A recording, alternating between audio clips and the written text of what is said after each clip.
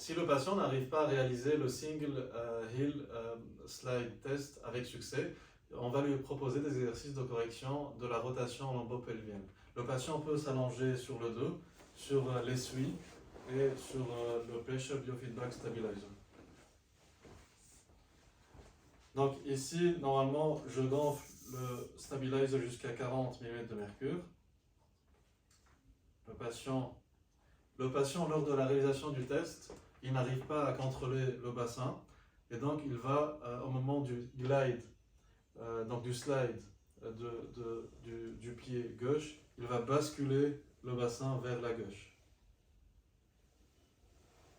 Dans ce cas, on va demander au patient de essayer de faire une contraction des muscles donc obliques latéraux en respirant de façon relâchée et normale.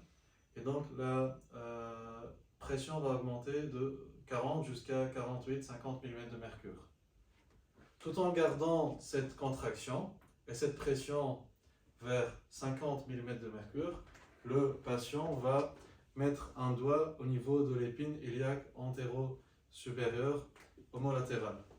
Le patient va essayer d'appuyer via son épine iliaque antéro-supérieure sur l'index, comme si l'épine était un bouton qui appuie sur l'index.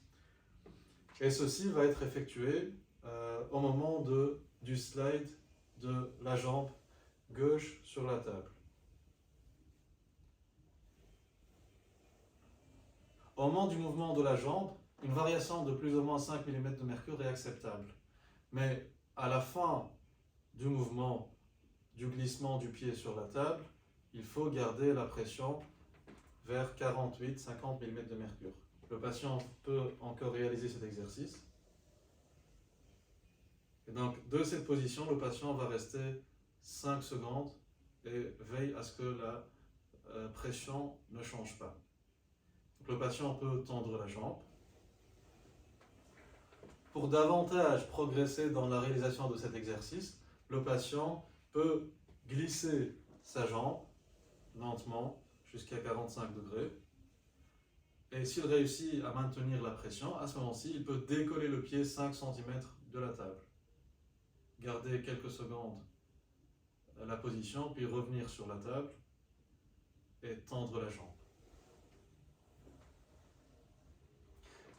Donc ce contact avec l'épine iliaque antéro-supérieure homolatérale va permettre au patient de stabiliser la rotation lombo-pelvienne en sollicitant le muscle oblique interne du côté homolatéral.